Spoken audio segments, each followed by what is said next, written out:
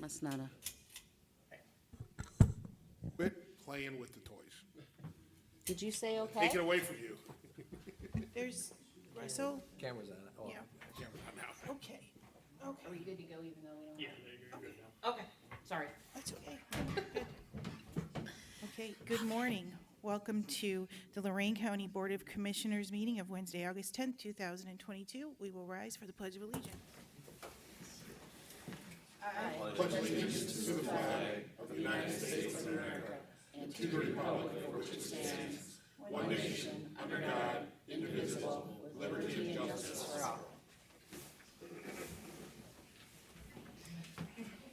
Commissioner Lundy is excused is absent today with an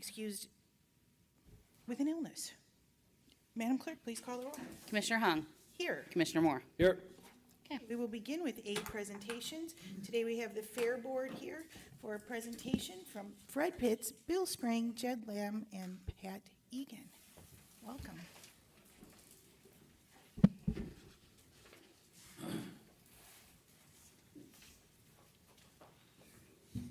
Go ahead.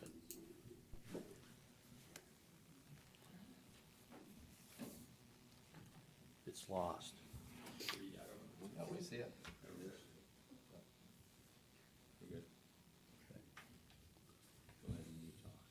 Yeah, just Welcome, everybody. I'm Fred Pitts, Lorraine County Fair Board member. We'll give you a little history on the fair itself with our 3 colleagues here. I'm the 3rd generation on the fair board. My grandfather was on the board when the fair was in Illyria, and he was one of the 6 guys that got it moved to Wellington. And then my dad was on for 43 years, and I've taken over since him for 14. So, and this is something that the fair needs. Fairs aren't really making it on 1 week out of the year. I mean, it needs to be a year-round facility, and that's what we're after. But that's what we're here for. Thank you for your time. Okay, go ahead, Jed. All right, yeah, thanks. I'm Jed Lamb. I appreciate you guys having us here today. I want to talk to you about something that's pretty exciting. We're excited about it. We're calling it Fairs Forever. It's a transformational campaign to support the Lorraine County Fair. As you guys, I'm sure, are aware, the mission of Lorraine County Fair, the mission statement reads, to enhance Lorraine County through an annual celebration promoting agriculture, education, entertainment, and to encourage positive youth development and leadership skills. So some things about the county fair that maybe you don't know is that this year we are celebrating our 176th year of having an annual celebration, annual fair, which is pretty impressive. We did briefly pause during the pandemic, just the senior fair, but we opened back to senior fair activities in 21. We are typically attended by more than 120,000 people on an annual basis across the whole country come in to see the fair. The annual fair is the largest tourist attraction in Lorraine County, and it draws exhibitors, vendors, and attendees from all over the state, people that participate in the fair. We have junior fair youth participation by at least 1,500 individuals, and it includes 4-H, FFA, and other organizations. So as you know, the pandemic was here, it's still with us, and maybe always will be, I'm not sure, but in 2020 we had to cancel the senior fair portion. We did continue with the junior fair, and we used the available technology that we had to ensure a safe and productive event for our junior fair participants. The senior fair not happening created a revenue loss. We're estimating approximately $1.5 million in revenue loss. We still supported the junior fair, and it cost us about $600,000 to do that. We did have some contributions from the state of $100,000, and the Lorraine County Commissioners $200,000. They gave us $200,000, and that helped offset the cost of the junior fair, and we thank you guys for that. We did also had some revenue loss because of the weddings and events and fundraisers that were usually held, and we weren't able to hold those. So that's some of our, where we've been. Now we have Bill Sprang. He's going to tell us some things to look forward to for the future. Thank you, Jed and Fred, for that brief history of the Lorain County Fair. I'd like to talk to you about the plans we have for the Lorain County Fair and the fairgrounds. In 2023, we plan to do a 3-phase expansion. The first expansion being a 45,000 square foot climate-controlled building with an open floor plan that we can reconfigure for any event. That'll be roughly 170 by 265 feet. Part of the reason why we want to do the year-round fair and fairgrounds improvements are that currently the fairgrounds are fully utilized only 1 week during the year. We need to turn it into a year-round generation of funds to help fund the fair. The Expo Center will feature a modular layout that will be available for the community use year-round. The community-centered Expo Center can be used for exhibitions, competitions, trade shows, and sporting events. Cost estimate is about $5 million. Phase 2, we're planning on replacing the Junior Fair beef buildings. And we're going to build a barn that's 80 by 180 feet for about 14,400 square feet. We'll have to tear down 2 current beef barns to make room for that. Total project cost on that is around $800,000. Phase 3 involves doing a covered outdoor arena and parking lot improvements. The covered arena will be 150 by 300 feet, another acre under roof that we can do equine events and also use as a staging area. It'll also be a multiple use real estate. We can turn it into anything we truly want to. We need major parking lot improvements to handle the increased flow of people. The other thing we're going to utilize is the entire space will be flexible, that we can use it for many uses. We're allotting $2.2 million for the 3rd phase of our project. Where we are at on our steps. So far, we've hired a construction manager, a local guy named Larry Noble. He's had extensive experience. He's a professional engineer with Integrated Construction Consultants, LLC, and we've hired a funding professional, Pat Egan, MBA, CFRE, from Beyond Fundraising. We are securing financing, and based on preliminary plans, we're going to do site preparation work, which includes soil, utility, and other testing to accommodate the new exposition center, that being our first phase of our project. And when we're ready, we'll send out RFPs for bids and hire a design build firm for the new structure. Construction scheduled to begin in 2023, and we're going to start and keep going until the projects are finished.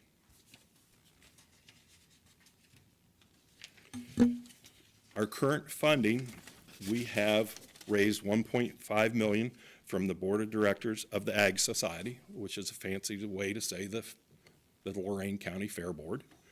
We've raised an additional $500,000 from individual board members and other community supporters, and those other community supporters are less than 10.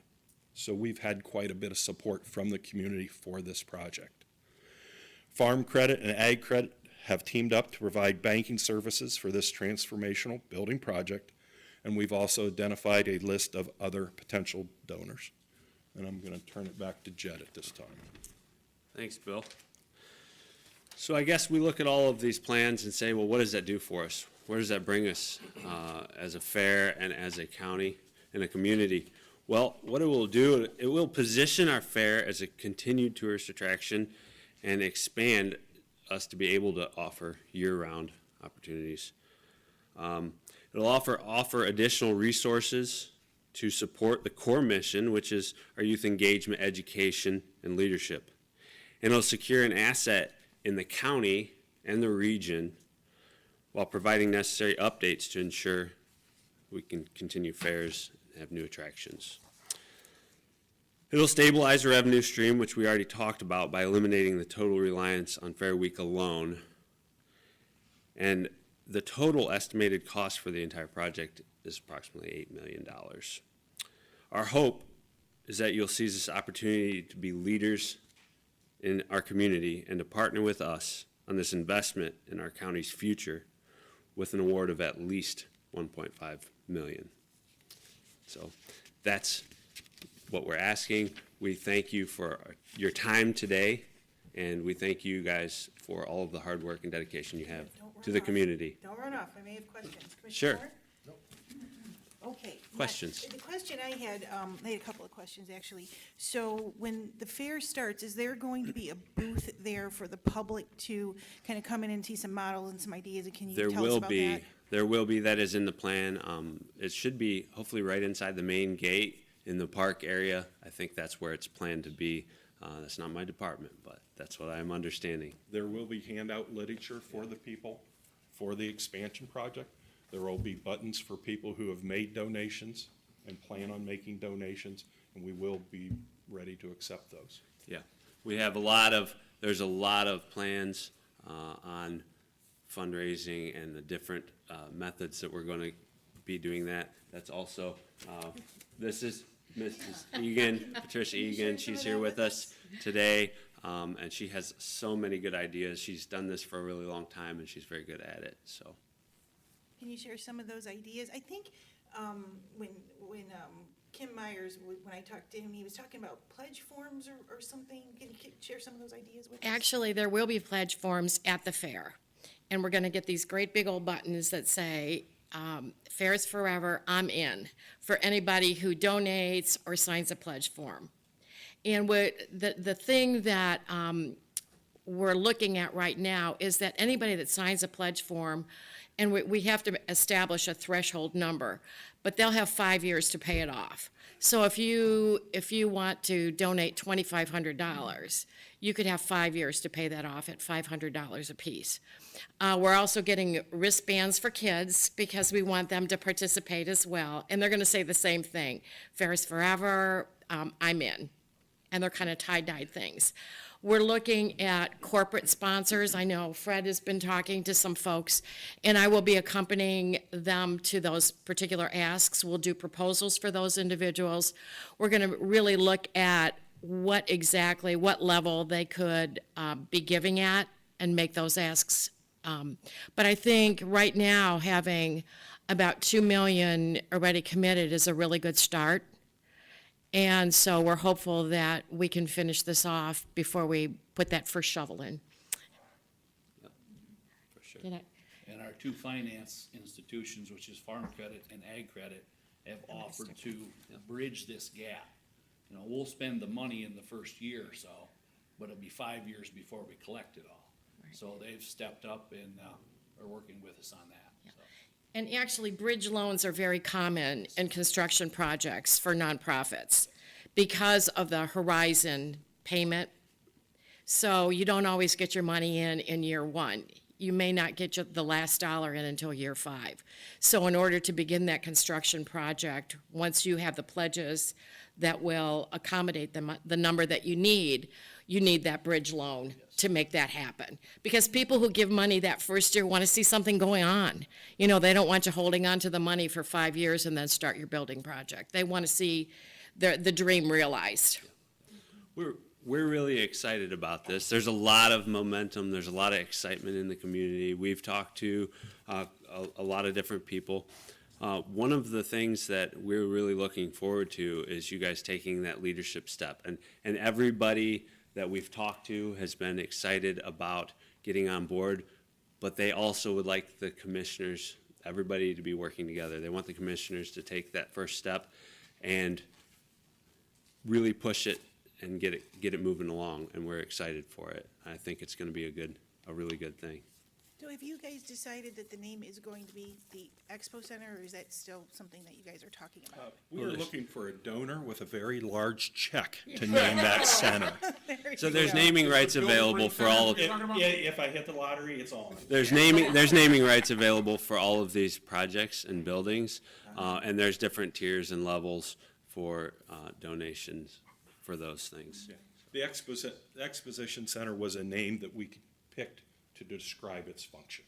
Yeah. That everybody can say, okay, I know what an exposition center is. It's a big fancy aircraft hangar with bathrooms. And that's what it's gonna be, 1 acre under roof, climate controlled. We'll be able to have tractor pulls in it, rodeos in it, horse shows in it. You pretty much name it, we can have volleyball tournaments in it. We can do just about anything in this size of building. And that's what, as we've done our research and looked into the community, that's what the demand is for an open space that they can come out, hold tournaments, hold competitions, you know, things that people are looking to do for entertainment, and it's what we're doing. Well, it's necessary. Things keep getting bigger and more involved, and as we move into the future, it's necessary to have these infrastructure pieces in place in our communities so that we don't lose people to other communities that have them in place. We might as well do it in the county and stay close to home with some of these things. And I think Jed touches on a really good point, that we need something, especially for our young people to do, besides sit home and play on a screen. We need to get them outside and involved with animals, because that's a good, healthy, safe activity. Builds character, builds leadership, builds the ability to care for other things, and teamwork. It's the future of our food. Yeah. We need food. And this is something the old guys wanted to do 40 years ago, but a piece of property come up for sale. And they extended to Pitts Road, which was the right thing to do, so they put the building project on hold. But it was something the older generation wanted to do, so we're just trying They to. had foresight. They knew it was Yep. gonna be needed. They knew it was, we needed to do it, and a lot of fairs aren't making it on 1 week out of the year. Switch this back. Go ahead. So it's just it's our goal, and we're, thankful that you guys, people, wanna help us get there, so. Any more questions? So how are the preparations coming for the fair? We're getting close here. Yeah. It's starting to get to that hectic time where we're doing Yeah. everything from setting up pens for individual animals to checking out, checking the sound system and making sure your tractor pullers are gonna show up and all of these different things. So it's starting to get into the crazy, Yeah. so. And but we've got this It's exciting. out of our way now, so we can move forward. It's exciting as well. Yes. Every year it's excitement. Yep. So, thank you. I didn't want to, Dave, did you have something, Commissioner Moore? No, sorry about the start of the meeting. I know you guys are like 9:33. Oh, we were Due to here. technical difficulties, we had to do a couple of readings here, so I appreciate your fine. guys' patience, so. Yeah, Understand. and I have one last question, which seems to be a question the public has often. When will the Clydesdales be there? On Thursday, I think the window is 2 to 4. 2 to 4. 2 to 4 is when they're gonna be there. Come out and see them. Okay. They'll do a parade around the, inside the fairgrounds, but, no, they're staying in Norwalk. It's kind of their hub, and they're going to quite a few places when they're here. So, Yeah, it's definitely exciting for the little kids. They love that. yes. Yes. All righty. Okay, well, thank you very Thank much. you. Thank you for your Thank time. you. Yeah, I think on August 27th, they're gonna be in Amherst, so they'll be all over the place, so. Okay, and then we'll move on to, we have our, are we good, Teresa? Well, we have our Health Commissioner, Mark Adams, here. He's going to give us a report. Quick report, he said.